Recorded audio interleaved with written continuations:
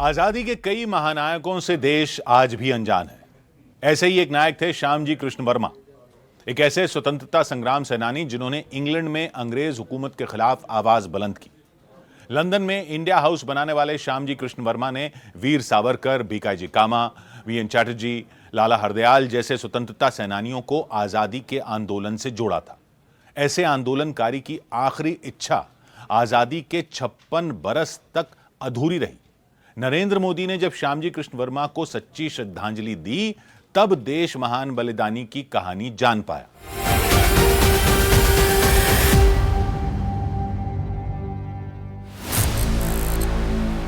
क्रांति तीर्थ मांडवी, कच्छ, गुजरात,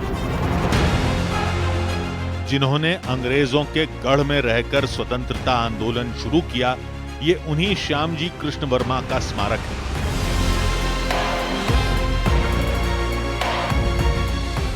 ये मेमोरियल आजादी के उस महानायक को नरेंद्र मोदी की श्रद्धांजलि है जिन्होंने देश के लिए स्वतंत्रता सेनानियों की पूरी सेना तैयार की थी, लेकिन आजादी के बाद ये देश उस महानायक को भूल गया। श्यामजी कृष्ण वर्मा का जन्म 4 अक्टूबर 1857 को गुजरात के कच्छ के मांडवी में हुआ था। कई राज्यों में दीवान का काम करने के बाद श्यामजी कृष्ण वर्मा ऑक्सफोर्ड विश्वविद्यालय में पढ़ाने इंग्लैंड चले गए। इंग्लैंड में उन्होंने Indian home rule society, India house और द इंडियन सोशलिस्ट जैसे संगठनों की स्थापना की। साल 1905 में अंग्रेज सरकार ने उन पर राजद्रोह का आरोप लगाया, जिसके बाद वो पेरिस चले गए। फिर वहां से स्विट्जरलैंड के जिनेवा वो पहुंचे, जहां 30 मार्च 1930 को श्यामजी का निधन हो गया। श्यामजी कृष्ण वर्मा ने अपनी आखिरी इच्छा जताते हुए कहा था कि उनकी अस्थियां भारत भेज दी जाएं, लेकिन उनकी यह इच्छा आजादी के कई दशक बीत जाने के बाद भी अधूरी रही। नरेंद्र मोदी ने जब यह बात जानी तो उन्होंने श्यामजी कृष्ण वर्मा के लिए अभियान शुरू किया। 2003 में नरेंद्र मोदी ने आजादी के महानायक की आखिरी इच्छा पूरी की। 22 अगस्त 2003 को नरेंद्र मोदी स्विट्जरलैंड के जिनेवा गए। वहां की सरकार से श्यामजी कृष्ण वर्मा की अस्थियां उन्होंने ग्रहण की और खुद कंधे पर रखकर वो अस्थि कलश लेकर भारत आए। देश पहुंचने पर मोदी ने पूरे गुजरात में भव्य वीरांजलि यात्रा आयोजित की। श्यामजी कृष्ण वर्मा की जन्मभूमि पर नरेंद्र मोदी ने मेमोरियल बनवाया। क्रांति तीर्थ नाम से बने संग्रहालय की आधारशिला 4 अक्टूबर 2009 को रखी गई। 13 दिसंबर 2010 को नरेंद्र मोदी ने यह संग्रहालय राष्ट्र को समर्पित किया। महान क्रांतिकारी को प्रधानमंत्री नरेंद्र मोदी जब भी याद करते हैं, खुद को सौभाग्यशाली कहते हैं। 1930 में देश के लिए मर मिटने वाले व्यक्ति, जिसकी एकमात्र इच्छा थी कि आजाद भारत की धरती पर मेरे अस्थि जाएं, ताकि आजादी का जो मेरा सपना है, मैं नहीं, मेरे अस्थि अनुभव कर ले, और कोई अपेक्षा नहीं थी। 15 अगस्त 1947 के दूसरे दिन ये काम होना चाहिए था कि नहीं होना चाहिए था? नहीं हुआ। 2003 में 73 साल के बाद उन अस्थियों को हिंदुस्तान लाने का सौभाग्य मुझे मिला।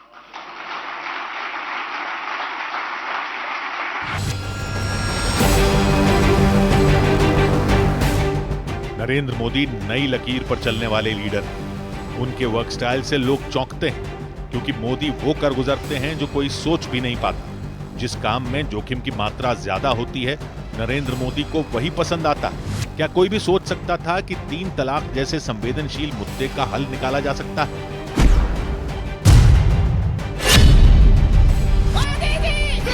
मगर नरेंद्र मोदी ने मुस्लिम महिलाओं के हितों के लिए 3 तलाक जैसी कुरीति का अंत कर दिया।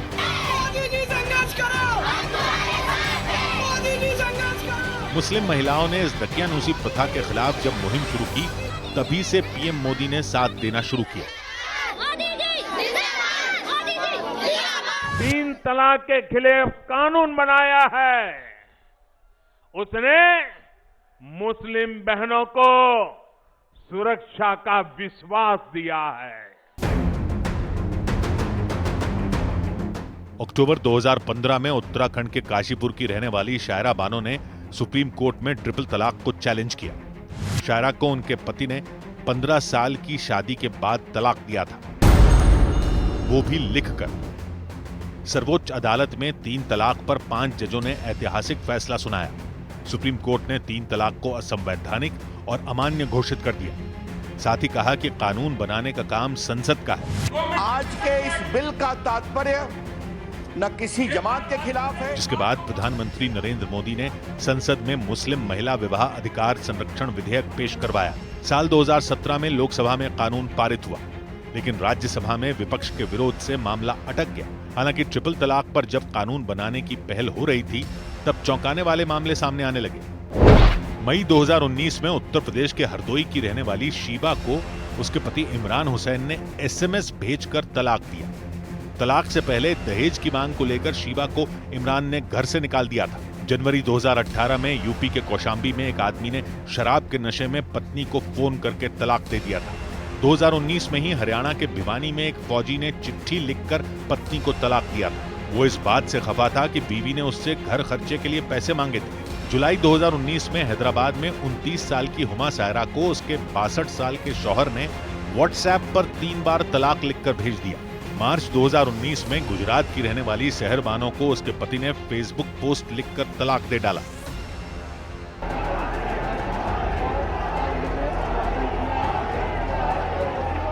इस बीच नरेंद्र मोदी 2019 में प्रचंड बहुमत से दोबारा प्रधानमंत्री बने। ट्रिपल तलाक के खिलाफ उन्होंने फिर से मिशन शुरू किया। जुलाई 2019 में पीएम मोदी ने 3 तलाक के खिलाफ ऐतिहासिक कानून बनवा दिया।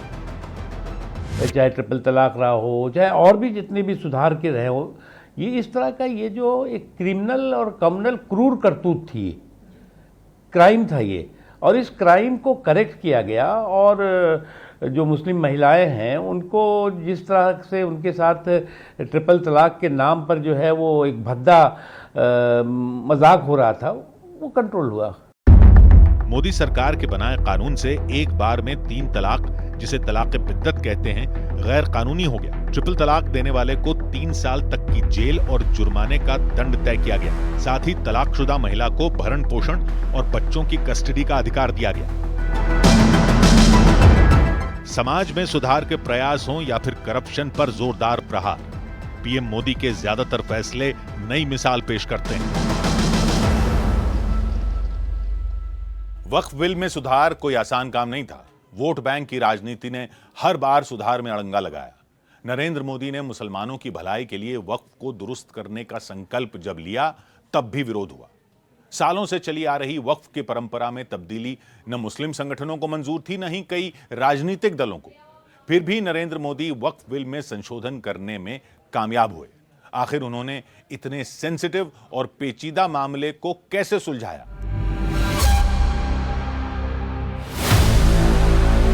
क्या शेड्यूल ट्राइब में मुसलमान नहीं होते? शेड्यूल कास्ट में नहीं होता मुसलमान? शेड्यूल ट्राइब में मुसलमान होता तो क्या आर्टिकल 25 मेरा चला गया, आर्टिकल 26 चला गया, आर्टिकल 14 चला गया, 15 चला गया, 29 चला गया? लक्षद्वीप का एक मुसलमान एमपी है, क्या उसको राइट नहीं है क्योंकि ट्राइबल है? क्या कह रहे हैं आप? इस ऐवान को क्यों गुमराह कर रहे हैं आप शेड्यूल ट्राइब के नाम पर?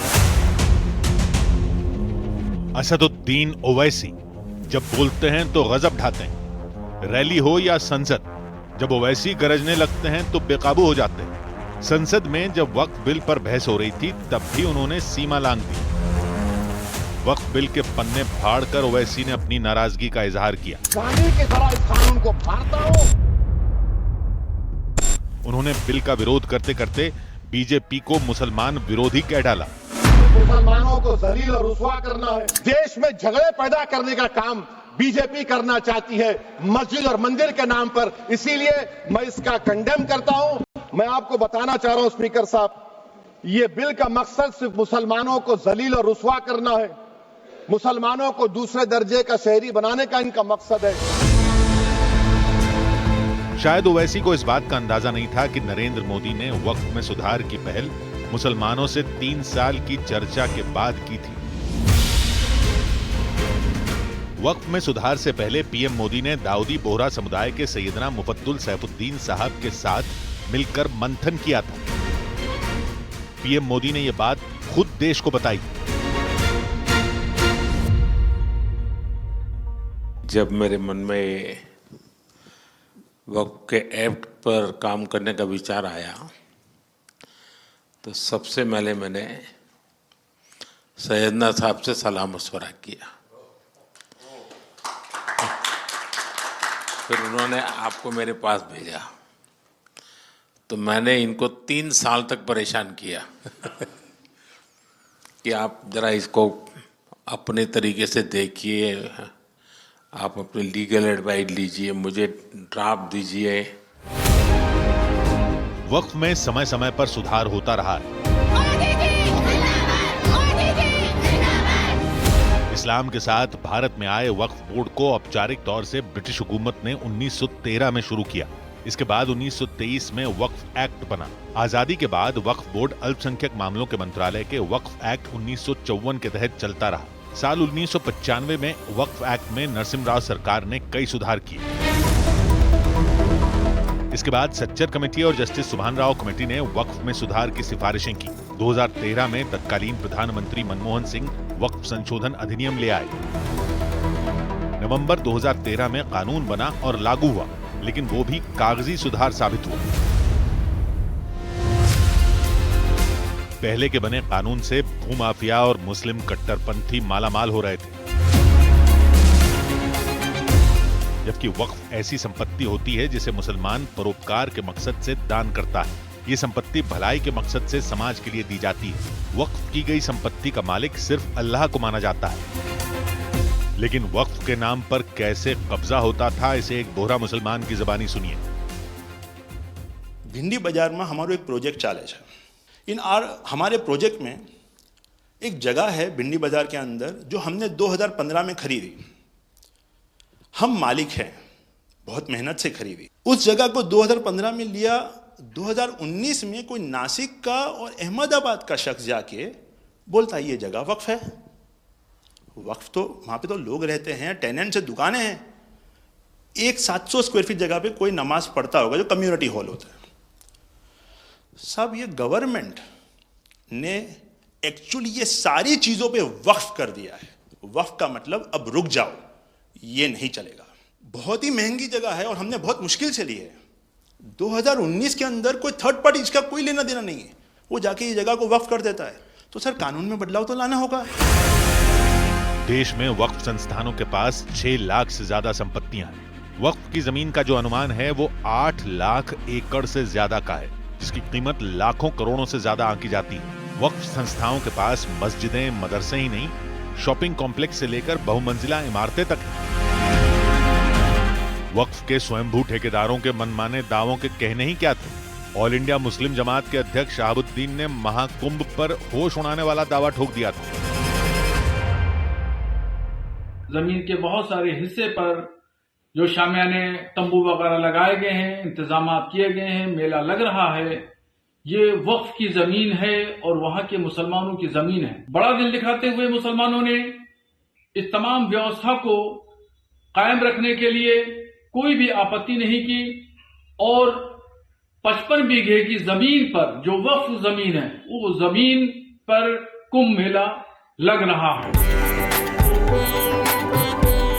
जिस कुंभ मेले की पौराणिक मान्यता है, जिसका यशगान 7वीं शताब्दी में चीनी यात्री हुएनसांग ने कर रखा है, जहां करोड़ों सनातनियों की आस्था उमड़ती है, उस पर वक्फ का दावा करना समझ से परे था। मौलाना रिजवी की बातों को किसी ने भाव तक नहीं दिया। वक्फ अधिनियम 2025 लागू होने के बाद से ऐसे दावे खुद ब खुद बेमानी हो गए हैं। वक्फ जो है वो एक संविधान, एक संसदीय कानून था। उस संसदीय कानून को इन्होंने कहा कि ये तो आसमानी कानून है, ये तो है जो है ज़मीन का कानून है ही नहीं है। और जो इस तरह के जो है वो लूट लॉबी थी, वक्फ के नाम पर जो लूट लॉबी थी, उस लूट लॉबी ने जो है वो पूरे के पूरे इस वक्फ सिस्टम के नाम पर जो है वो जिस तरह से जो है उसको सांप्रदायिक उस पर कलर चढ़ा दिया था, तो कोई टच नहीं करता था। वक्फ की तरह नागरिकता संशोधन विधेयक में बड़ा रिस्क था। CAA यानी सिटीजनशिप अमेंडमेंट एक्ट पर जमकर राजनीति की गई, लेकिन मोदी सरकार ने नया कानून बनाकर 3 पड़ोसी देशों पाकिस्तान, अफगानिस्तान और बांग्लादेश के उन अल्पसंख्यकों को भारतीय नागरिकता देने का रास्ता साफ किया जो लोग 31 दिसंबर 2014 से पहले भारत में आकर बस गए थे। सीएए के तहत उन लोगों को अवैध प्रवासी माना गया जो भारत में वैध यात्रा दस्तावेज के बगैर घुसे और तय अवधि से ज्यादा समय तक यहां रुके।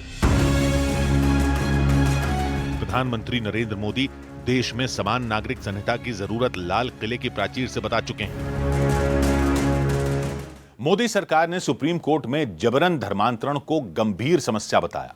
सुप्रीम कोर्ट ने धर्मांतरण को राष्ट्रीय एकता के लिए खतरा माना।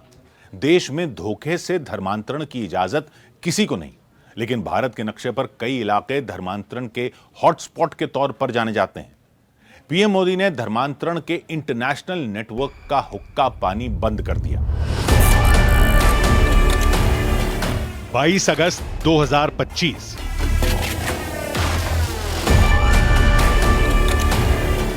प्रवर्तन निदेशालय की 31 टीमें एक साथ एक्शन में आई। बेंगलुरु से गैंगटॉक तक छापेमारी शुरू हुई।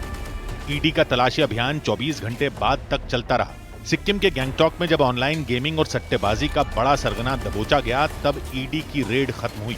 सबसे बड़ी रेड के बाद ईडी की टीम ने जब जब्त रकम को गिनना शुरू किया तो होश उड़ गए, क्योंकि बरामद कैश करोड़ 2 करोड़ नहीं, करीब 12 करोड़ था। इसमें 1 करोड़ विदेशी मुद्रा के साथ 6 करोड़ रुपए की गोल्ड ज्वेलरी और 10 किलो चांदी थी। प्रवर्तन निदेशालय ने अवैध ऑनलाइन और ऑफलाइन सट्टेबाजी रैकेट के आरोप में जिसे हिरासत में लिया, वो भी कोई मामूली आदमी नहीं।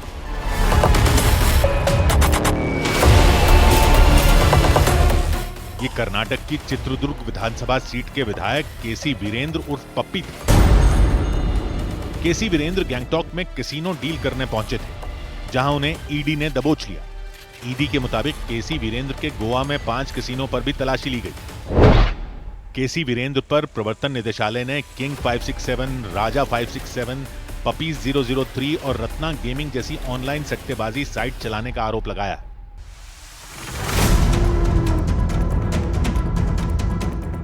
केसी वीरेंद्र की काली कमाई का हिसाब अदालत में लिया जा रहा है। ये सब कुछ मोदी सरकार की करप्शन पर जीरो टॉलरेंस की पॉलिसी से मुमकिन हुआ है। पीएम मोदी ने 2019 में prevention of money laundering act को सख्त किया। 2022 में मोदी सरकार ने पीएमएलए नियमों में फिर बदलाव कर बैंक, फिनटेक और वर्चुअल करेंसी को भी कानूनी दायरे में ला दिया। इसके साथ ही प्रवर्तन निदेशालय को छापेमारी, पूछताछ और संपत्ति जब्त करने की ताकत मिली। हर लेन देन के लिए KYC यानी नो योर कस्टमर और रिपोर्टिंग जरूरी कर दी गई। काली कमाई और हवाला चैनलों को ध्वस्त करने के लिए मोदी सरकार ने अंतर्राष्ट्रीय एजेंसियों के मानक लागू किए। पीएम मोदी ने गेमिंग और सट्टेबाजी ऐप की दुकान भी एक झटके में बंद कर नई पीढ़ी को जुए की लत से उबारा है। धोखाधड़ी और फरेब से धन कुबेर बने भगोड़ों को सलाखों के पीछे पहुंचाने का मिशन भी नरेंद्र मोदी ने चला रखा है। धन की तरह धर्म में धोखाधड़ी करने वालों को मोदी सरकार ने बेनकाब किया। इसके लिए पीएम मोदी ने फॉरेन कंट्रीब्यूशन रेगुलेशन एक्ट को सख्त बनाया, जिससे विदेशी फंड से चल रहे धर्मांतरण रैकेट का भंडाफोड़ हुआ।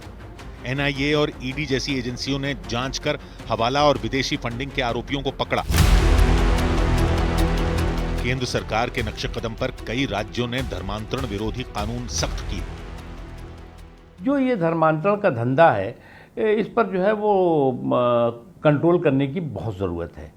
और ये धंधा जो है वो कई राज्यों में तो बहुत दिन और दूना रात चौगुना फल फूल रहा है। कई राज्यों ने इस दिशा में जो है वो कड़े कदम उठाए हैं, कड़े प्रयास किए हैं, और केंद्र की भी इसमें जो है वो फोर्सफुल हो, फंडेड हो, या जो है वो फ्रॉडलेंट इस तरह की जो वो है धन धोखा और धूर्तता के जरिए वो उस पर जो है वो कदम उठाने की प्राथमिकता केंद्र की रही है। भारतीय संस्कृति पर किसी तरह की चोट पीएम मोदी को बर्दाश्त नहीं। ये संदेश गोवंश की रक्षा से भी दिया गया। साल 2021 में बनारस में पीएम मोदी ने गोवंश पर राजनीति करने वालों को करारा जवाब दिया था। गौरक्षा के नाम पर कुछ लोग अपनी दुकानें खोल करके बैठ गए हैं। मुझे इतना गुस्सा आता है। मैंने देखा है कि कुछ लोग जो पूरी रात एंटी सोशल एक्टिविटी करते हैं, लेकिन दिन में गौरक्षक का चोला पहन लेते। मैं राज्य सरकारों को अनुरोध करता हूं कि ऐसे जो स्वयंसेवी निकले हैं, अपने आप को बड़ा गौरक्षक मानते हैं, उनका जरा डोजियर तैयार करो। वरंगल के भद्रकाली मंदिर में पीएम ने गौ सेवा की थी। पुंगनूर नस्ल की गाय जब पीएम हाउस पहुंची थी तब उन्होंने उसका वीडियो सोशल मीडिया पर पोस्ट कर खुशी जताई थी। प्रधानमंत्री ने बताया था कि उन्होंने नववत्सा का नाम दीप ज्योति रखा। पीएम मोदी गोवंश के संरक्षण में 2014 से ही लगे हैं। 2014 में मोदी सरकार ने राष्ट्रीय गोकुल मिशन शुरू किया था, जिसका लक्ष्य देसी नस्ल की गायों का संरक्षण था। 2019 में पीएम मोदी ने राष्ट्रीय कामधेनु आयोग बनाया। यह आयोग गायों से जुड़ी योजनाओं और अनुसंधान को बढ़ावा देता है। साथियों, गाय हमारी संस्कृति, हमारी परंपरा का अहम हिस्सा रही है। गाय ग्रामीण अर्थव्यवस्था का भी महत्वपूर्ण हिस्सा रही है। इस बार बजट में इसको विस्तार देते हुए राष्ट्रीय कामधेनु आयोग बनाने का फैसला लिया गया है। गो तस्करी पर लगाम लगाने के लिए पीएम मोदी ने सीमा सुरक्षा बल को निर्देश दिए, जिससे बांग्लादेश सीमा पर तस्करी पर रोक लग सकी। दुनिया की सबसे बड़ी सनातन संस्कृति का हिस्सा है और तब से जो है वो गो हत्या को लेकर के सबसे बड़ा पाप माना गया है और किसी भी धर्म में इसको जो है वो स्वीकार नहीं है। इसलिए जो है वो मोदी जी ने इस जब आने के बाद इसको प्राथमिकता के आधार पर डील किया है। पीएम ने नागरिकों की निजता की सुरक्षा के लिए भी ठोस कदम उठाए। मोदी सरकार ने digital personal data protection act 2023 लागू किया, जिससे कंपनियों और सरकारी संस्थाओं के लिए नागरिकों का डेटा सुरक्षित रखना अनिवार्य कर दिया गया। 11 साल में सीमा से लेकर साइबर सुरक्षा तक प्रधानमंत्री नरेंद्र मोदी ने वो काम किए जो किसी ने सोचे नहीं। समय से आगे की यही सोच तो नरेंद्र मोदी को वर्ल्ड लीडर बनाती है। राष्ट्र प्रेमी लीडर के हौसले ने ही भारत को ग्लोबल पावर बनाया। आपको जानकर ताज्जुब होगा कि 2014 से पहले देश में नेशनल वॉर मेमोरियल नहीं था। सेनाएं और शहीदों के परिवार राष्ट्रीय स्मारक की मांग 1950 से करते आ रहे थे। सरकारों ने भी कई बार प्रयास किए, योजनाएं बनी, जमीन तय हुई, डिजाइन भी बने। जैसे करगिल युद्ध के बाद अटल सरकार ने वॉर मेमोरियल की जरूरत को माना। पूर्व प्रधानमंत्री मनमोहन सिंह ने युद्ध स्मारक बनाने की घोषणा भी की, लेकिन मंत्रालयों के मतभेद से यह काम अटका रहा। प्रधानमंत्री नरेंद्र मोदी ने सिर्फ 3 साल के भीतर ऐतिहासिक स्मारक की सौगात देश को दी। स्पेशल सीरीज के अगले एपिसोड में देखिए मास लीडर नरेंद्र मोदी का मैजिक।